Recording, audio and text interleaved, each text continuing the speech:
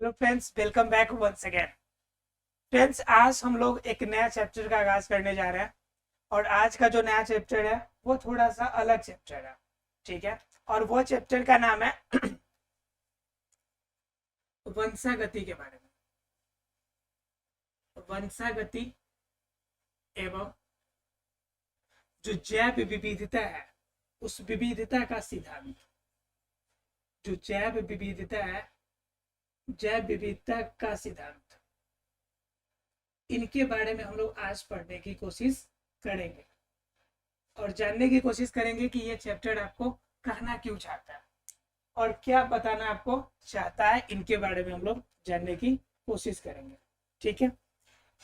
अब बात आती है कि वंशागति और जैव विविधता सिद्धांत, ये सभी आपके छोटे छोटे टर्म है जिनकी जानकारी आपको होनी चाहिए। तो बात आती है वंशागति की। वंशागति का मतलब होता है कि एक वंश से दूसरे वंश में जाने वाली चीज है। तो एक वंश से दूसरे वंश में क्या जाती है भाई? तो एक वंश में तो आपकी बड़ी संपत्ति चली जाती है।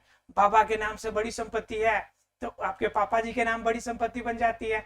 आपके पिताजी बहुत अच्छे खासे है, आपके पैसे जमा किए हुए तो संपत्ति आप पे ट्रांसफर होती है, आपकी संपत्ति आपके बच्चों पे ट्रांसफर होंगी। तो ये तो सभी को पता है कि भाई जो संपत्ति है वो संपत्ति पापा का आपके नाम आती है, आपका जो होगा आपके अगले जनरेशन को जाएगा। तो ये तो सभी को पता है कि ये इस तरह से संपत्ति का आदान प्रदान एक पीढ़ी से दूसरी पीढ़ी तक होता है। ठीक है। लेकिन क्या जब आपको पता है कि कुछ ऐसे भी चीज होते हैं, कुछ ऐसे भी गुण होते हैं जो आपके पापा मम्मी का गुण आप में आते हैं और वो गुण आपके बच्चे में जाते हैं, फिर वो गुण आपके अगले जनरेशन में जाता है। क्या आपको पता है कि ये सारे गुण किसी न किसी रूप में कंट्रोल्ड वे से ऊपर से चले आते हैं? जैसे मान लीजिए कि पिताजी काफी लंबे थे तो आपकी भी लंबाई अच्छी खासी हो गई। अब मालूम चला कि पिताजी बिल्कुल गोरे थे और मम्मी बिल्कुल ब्लैक ब्यूटी थी। ठीक है। पापा बिल्कुल व्हाइट ब्यूटी, अब मम्मी बिल्कुल ब्लैक ब्यूटी। ठीक है। और उस कंडीशन में आपका जन्म हुआ तो आपका कलर बिल्कुल ब्लैक ब्यूटी, एकदम प्योर ब्लैक में। ठीक है। एकदम अफ्रीका में दिन में भी टर्च मार के आपका चेक करना पड़े कि चेहरा किधर है। ठीक है। तो इतना जबरदस्त आपका ब्लैक ब्यूटी हुआ। तो ये क्या हो गया कि मम्मी का क्वालिटी आपके अंदर आ गई। बात समझ में आ रही है? तो ऐसे गुण कभी कभी होते हैं कि कभी मम्मी का गुण ज्यादा आ जाता है तो कभी पिता का गुण आप में दिखने लगता है। कोई कोई लड़कियों को देखकर बहुत सारे लोग कहते हैं कि बिल्कुल ही अपने मम्मी पर गई हैं, और किसी लड़के को देखकर कहते हैं कि भाई ये तो देखो बिल्कुल अपने पिताजी पर गए। उसके बाद कभी कभी ज्यादा आप गुस्से करते हैं या ज्यादा खुश रहते हैं तो कहते हैं कि इनका व्यवहार बिल्कुल इनके पिताजी जैसे है, वो भी हमेशा खुश मिजाज रहते हैं, हमेशा हंसी खुशी रहते हैं। तो ऐसी कुछ क्वालिटी होती है जो आपकी पहचान आपके मामा मम्मी पापा या आपके पूर्वजों से कराती है। जब भी कोई क्वालिटी की पहचान आपके पूर्वजों से हुआ, इसका मतलब कंफर्म है कि उनकी क्वालिटी, उनकी गुण आप में आई है। और हो सकता है कि आपकी गुण आपके अगले जनरेशन में जाए। तो आपके यह जनरेशन बाई जनरेशन जो गुणों के आदान प्रदान है, इसे हम लोग कहते हैं अनुवांशिक गुण। क्या कहते हैं इसे? यानी वंशागति के अंदर हम लोग जानेंगे अनुवांशिक गुण। किसके बारे में जानेंगे हम लोग? अनुवांशिक गुण के बारे में। अनुवांशिक गुण के बारे में मतलब क्या? वैसे गुण जो हमारे पूर्वजों से आते हैं, वैसे गुण जो हमारे क्या होते हैं? पूर्वजों से आते हैं। यानी पूर्वज जो गुण हमें ला के देते हैं, ठीक है, यह पूर्वजों से आने वाला जो गुण है, इसी गुण को हम क्या बोलते हैं? अनुवांशिक गुण बोलते हैं।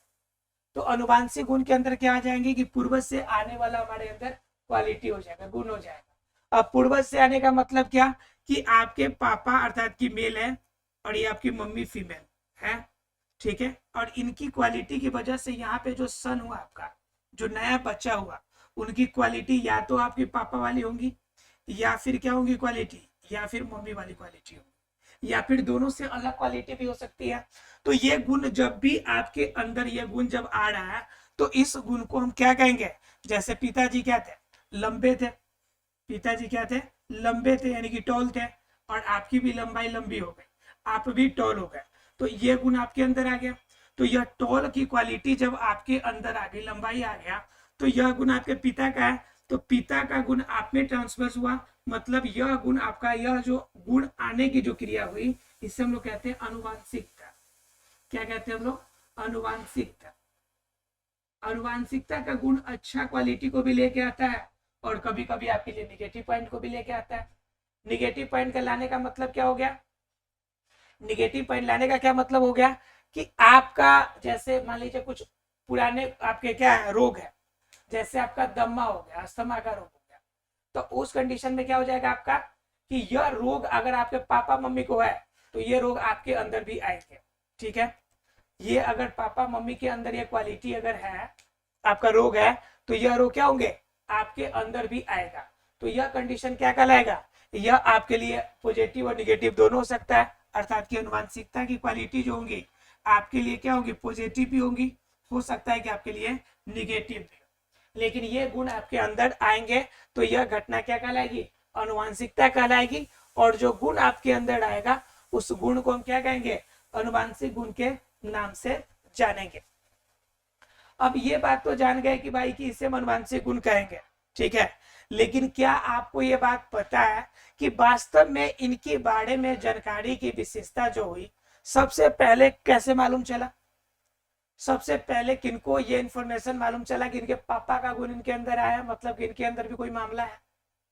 ठीक है, तो सबसे पहले अगर बात करें तो पहले हम लोग जैव विविधता के बारे में जानकारी प्राप्त पहले किया कि जैव विविधता में हम लोग क्या किया है, जिसमें law of natural law of selection हम लोग पढ़े थे, प्राकृतिक आपका प्राकृतिक वर्णन का सिद्धांत। ठीक है, तो उसके अंदर हमने पढ़ा था कि इन्होंने आपका जैव विविधता से रिलेटेड सिद्धांत हम लोगों ने पहले इसके बारे में पढ़ा है। वो किन के बारे में पढ़ा था? आपका चार्ल्स डार्विन के बारे में। आपने क्लास 8 वगैरह में पढ़ा होगा चार्ल्स डार्विन का जैव विविधता का सिद्धांत।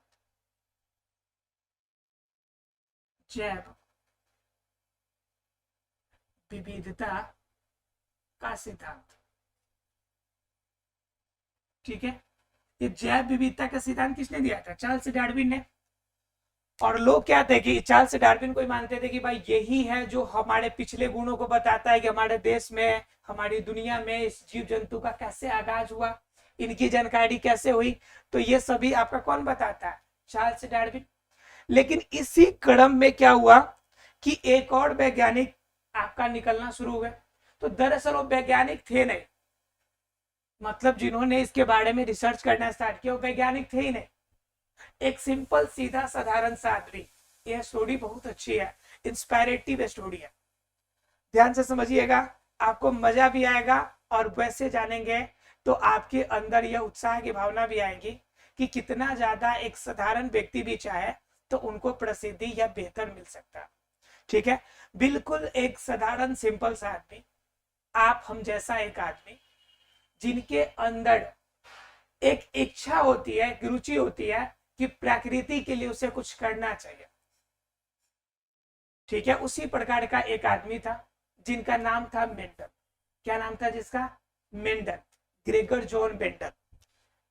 ठीक है, क्या नाम था उसका? मेंडल। मेंडल बेचारा क्या था कि यह एक मठ में रहता था।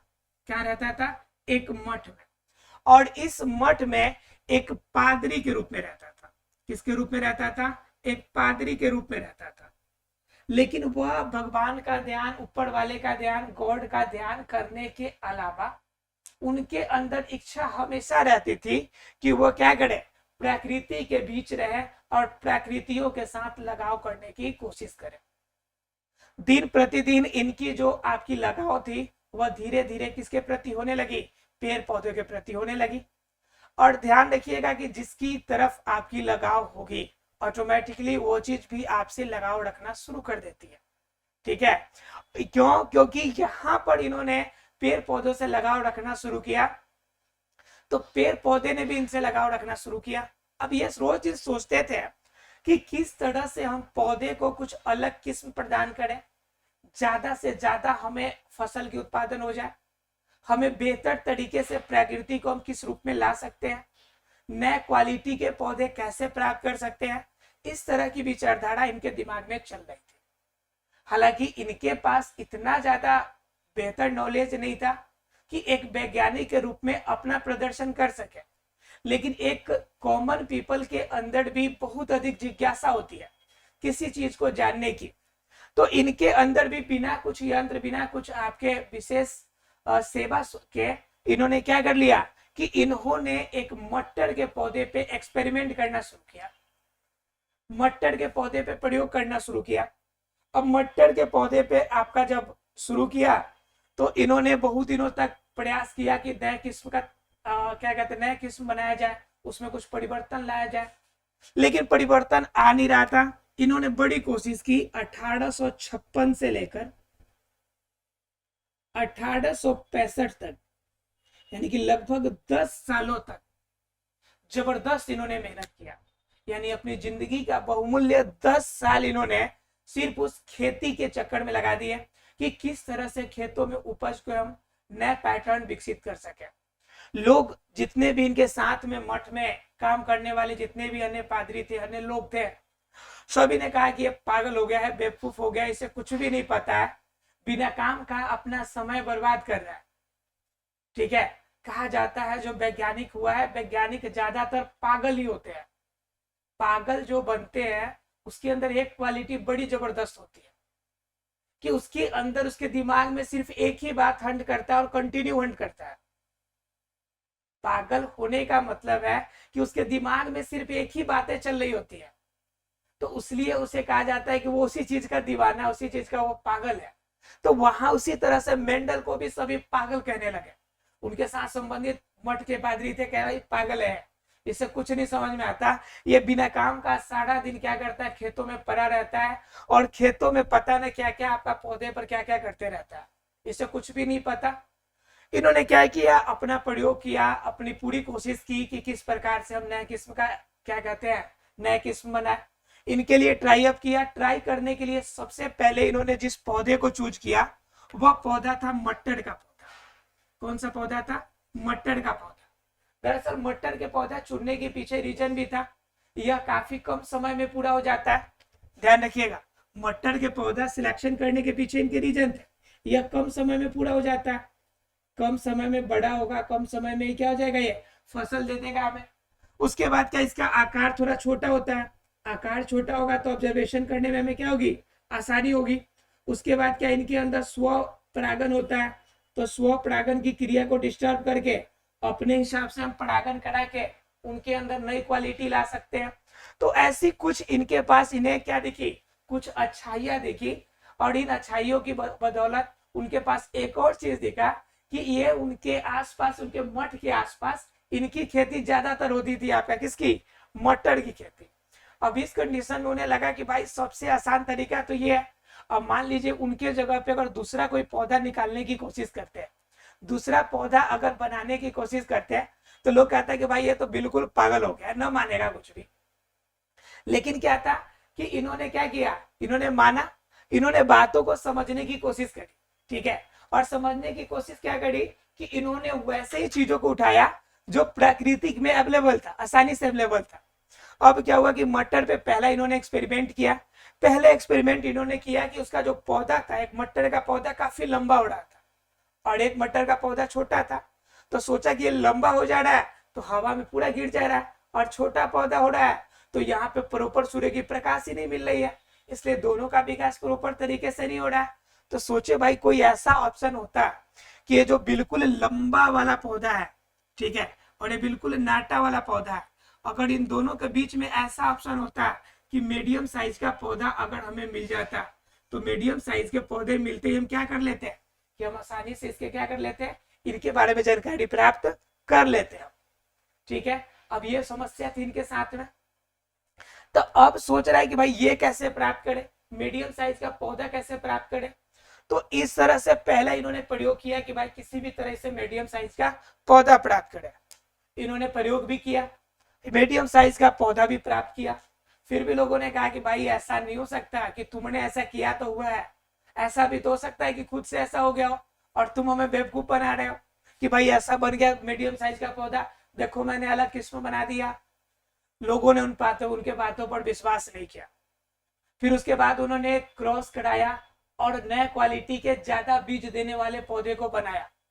फिर भी लोगों ने विश्वास नहीं किया, कह रहा भाई एकदम इनकरेक्ट सेवा है, इसे कुछ नहीं पता, ये बिना काम का ऐसी ऐसी बातें कहेगा जिन बातों पे कोई विश्वास नहीं करने वाला होगा।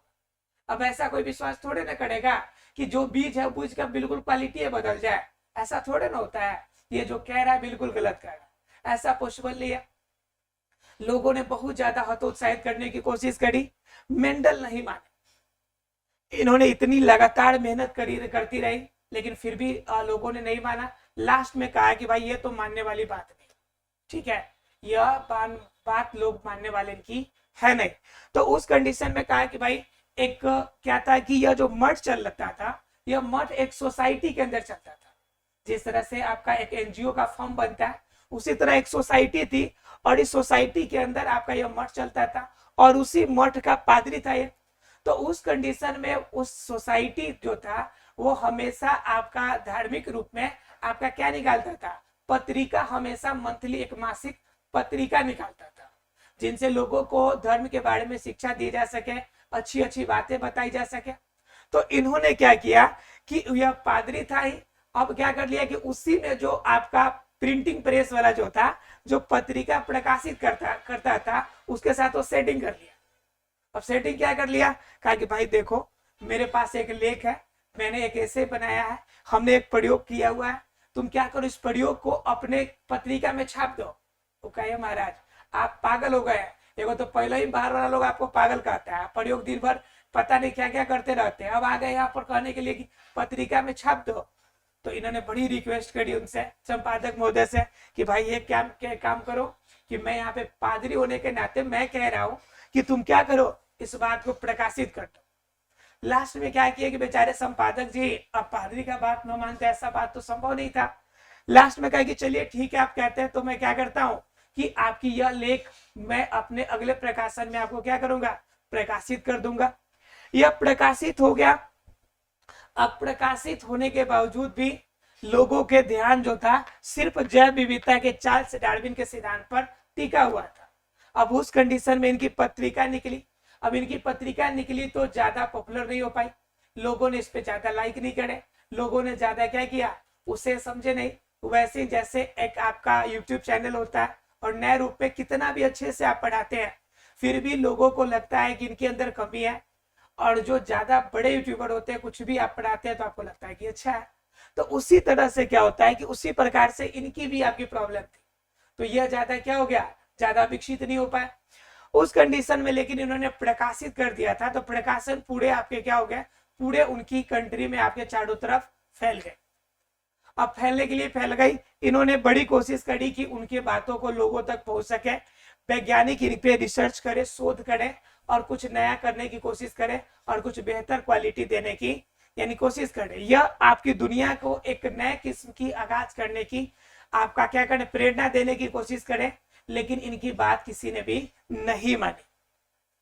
अंततः इन्होंने अपना प्रयोग करते करते जितना कुछ इन्होंने प्रयोग किया, सबका प्रकाशन इन्होंने क्या कर दिया, वहां के जनरल जो संपादक था उनमें इन्होंने प्रकाशित करा दिया। अब इन्होंने प्रकाशित करा दिए और इनकी कुछ दिनों बाद क्या हो गई, इनकी मृत्यु हो गई। कुछ दिनों बाद क्या हो गई, इनकी मृत्यु लगभग हो गई।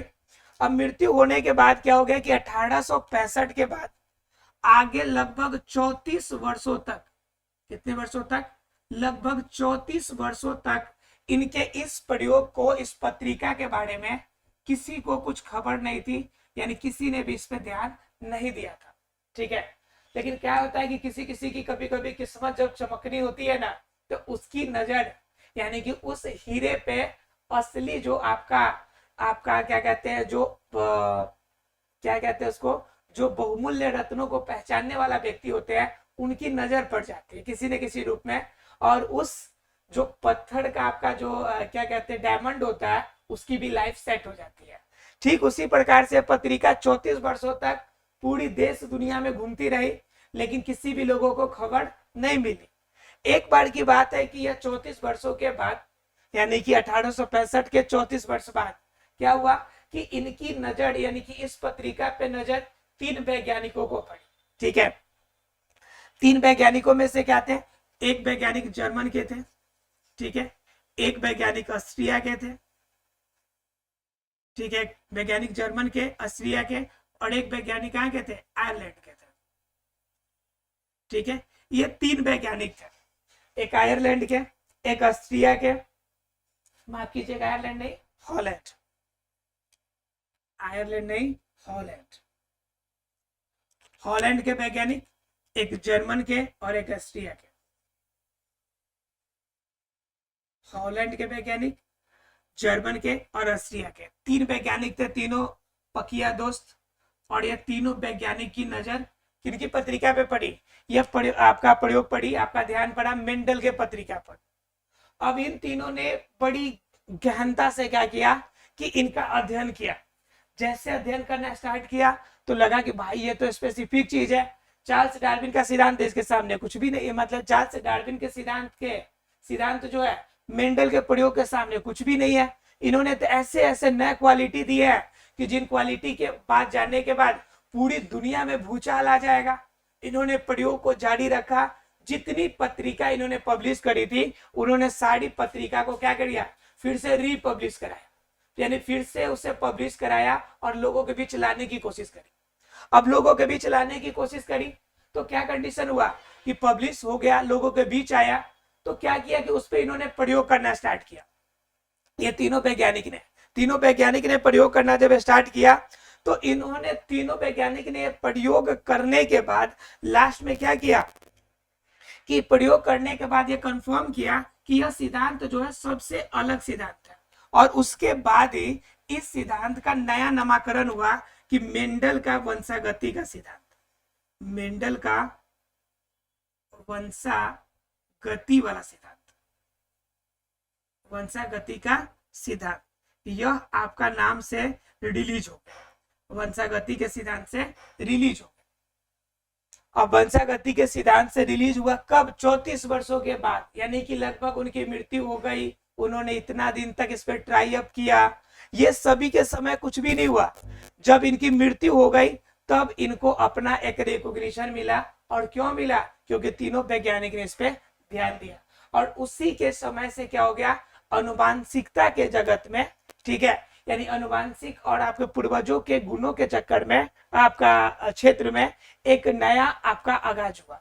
ठीक है, और जनरली इन्हीं कारणों से कहा जाता है कि जो वास्तव में वंशागति या अनुवांशिकता का पिता जो है, अनुवांशिकता यानी कि अनुवांशिकता, ठीक है, आधुनिक रूप में जो अनुवांशिकता के जो पिता है, वो अनुवांशिकता के पिता किसे कहा जाता है, मेंडल को कहा जाता है, ग्रेगर जॉन मेंडल को। क्योंकि भाई इन्होंने अपनी जिंदगी का बहुमूल्य समय इसमें बिता दिया, फिर भी इनको सफलता नहीं मिली, फिर भी ये हार नहीं माने।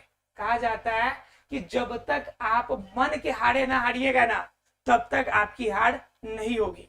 जिस दिन आप मन से हार जाइएगा उस दिन आपकी हार स्वयं समाप्त हो जाएगी, यानी पूरी तरह से आप उसी दिन हार जाएंगे। तो इन्होंने हार नहीं माना, और हार नहीं मानने के बदौलत हुआ कि वह अनुवांशिकता के पिता के रूप में विख्यात हुए। उनकी अपनी सिद्धांत मेंडल का वंशागति का सिद्धांत माना गया। उसके बाद उन्हीं के सिद्धांत पर आज तक, यह 1865 की घटना है, ध्यान रखिएगा, 1856 से 65 के बीच की घटना है, लेकिन आज 2023 में भी हम लोग इनके सिद्धांत को पढ़ते हैं और अभी तक के सबसे बढ़िया सिद्धांतों में से ये एक शामिल होता है। तो इनको अपना रिकॉग्निशन मिला और उनके आधार पे क्या हो गया कि आज हम अनुवांशिकता को पढ़ते हैं। ये मेंडल जो थे वास्तव में विभिन्न प्रकार के क्या किए, आपका खोज किए, विभिन्न प्रकार के प्रयोग किए। जिन प्रयोगों के बारे में कुछ जान लेते हैं आप। जिन प्रयोगों में इन्होंने सबसे पहले किया था एक संकर बीज का, किसका, एक संकर बीज का। एक संकर बीज का मतलब क्या होता है, मोनोहाइब्रिड, मतलब जब किसी भी दो पौधों के बीच क्रॉस कराया जाए और क्रॉस कराने के बाद किसी एक गुण में परिवर्तन किया जाए। ध्यान रखिएगा, जब किसी एक गुण में परिवर्तन किया जाए और वह एक गुण में परिवर्तन होने के बाद जो नया बीज हमें प्राप्त होगा तो उससे हम लोग क्या कहेंगे, एक संकर बीज। दूसरा क्या होता है हमारा, दूसरा इन्होंने प्रयोग किया द्विसंकर, यानी कि डबल हाइब्रिड, द्विसंकर बीज। ठीक है,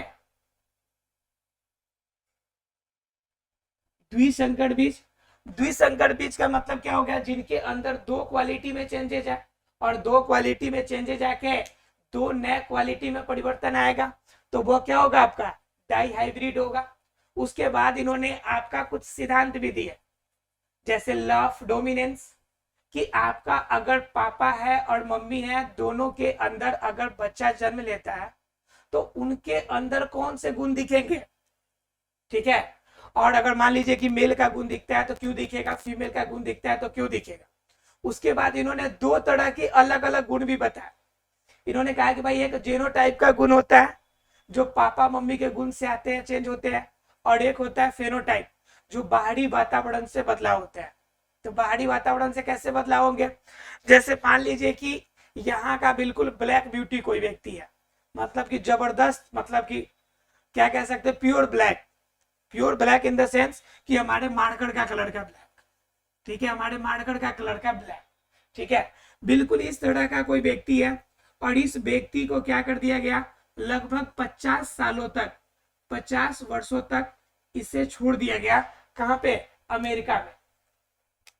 अमेरिका में बचपन में ही आपको इसको क्या कर दिया गया, अमेरिका ले जाके छोड़ दिया गया। अब अमेरिका का एनवायरमेंट क्या था, अमेरिका का एनवायरमेंट थोड़ा सा ठंडा है, ठीक है, और ठंडा होने की वजह से इनका कलर क्या होता है कि धूप का प्रभाव कम पड़ता है। धूप के प्रभाव कम पड़ने की वजह से चेहरा में थोड़ा सा निखार आएगा, चेहरा थोड़ा सा व्हाइटनिंग दिखेगा। तो क्या हो गया कि यह बिल्कुल ब्लैक ब्यूटी जो था धीरे धीरे थोड़ा सा गोरा सा दिखने लगा। 50 वर्षों तक रहा, तो अब वह जब 50 वर्षों बाद आया तो लोग उसे पहचान ही नहीं पा रहे। भाई बिल्कुल गोरा गोरा सा, बिल्कुल एकदम एकदम बिल्कुल चिकने कैटेगरी का दिख रहा है, एकदम जबरदस्त दिख रहा है, बिल्कुल स्मार्ट पर्सनैलिटी। तो इस कंडीशन में कोई पहचाना नहीं। लेकिन क्या हुआ कि जैसे यहाँ पे लाने के बाद 10-15 साल, 10-20 साल यहाँ पे फिर रख दिया, 10 साल फिर इंडिया में रह लिया, या 10 साल उसे वेस्ट इंडीज में ले जाके छोड़ दिया, तो फिर जितना पहले काला था उससे भी ज्यादा काला हो गया। 10 साल के लिए फिर वेस्ट इंडीज में ले जाके रख दिया हमने, तो क्या हो गया, पहले जितना काला था उनसे भी ज्यादा काला दिखने लगा। तो यह कंडीशन क्या हो गया कि वहां पे जाके गोरा दिखने यूएसए में, और वेस्ट इंडीज में जाके जाने के बाद काला दिखना, यह कंडीशन क्या है, इन्वायरमेंट में परिवर्तन के हिसाब से है। तो जैसा प्रकृति में परिवर्तन होगा उसके अकॉर्डिंग अगर आपके बॉडी में किसी भी तरह से बदलाव होते हैं तो यह बदलाव आपका एक क्वालिटी देगा जिसे हम लोग कहते हैं फिनोटाइप, मतलब फिजिकली आपके अंदर चेंज होने वाला क्वालिटी। और एक होता है जीनोटाइप, मतलब कि आपके शरीर के अंदर होने वाले जीन में परिवर्तन के आधार पे आपके अंदर पापा मम्मी के जो क्वालिटी आते हैं उसे हम लोग कहते हैं जीनोटाइप्स। इसके अलावा एलिल्स होते हैं, उनके बाद जीन का स्ट्रक्चर, डीएनए का स्ट्रक्चर, इन सभी क्वालिटियों को हम लोग जानने की कोशिश करेंगे अगले क्लास में। आशा है कि आपको समझ में आ गई होगी कि वंशागति के सिद्धांत और विविधता के सिद्धांत में हमें क्या जानना है, और ये स्टोरी समझ में आ गई होगी कि वास्तव में अनुवांशिकता के सिद्धांत की खोज हुआ कैसे, ठीक है। और मेंडल एक छोटे व्यक्ति से, एक साधारण व्यक्ति से इतने बड़े रूप लाने में कितने ज्यादा स्टेजेस का पालन करना पड़ा, कितनी ज्यादा कठिनाइयों का सामना करना पड़ा। जिंदगी में यूं ही नाम नहीं होता, उनके लिए काफी ज्यादा संघर्ष भी हमें करना पड़ता है। चलिए मिलते हैं अगले क्लास में एंड इसके आपके चैप्टर के आगाज के साथ। तब तक के लिए हंसते रहिए, मुस्कुराते रहिए, मिलेंगे अगले क्लास में। Thank you very much friend.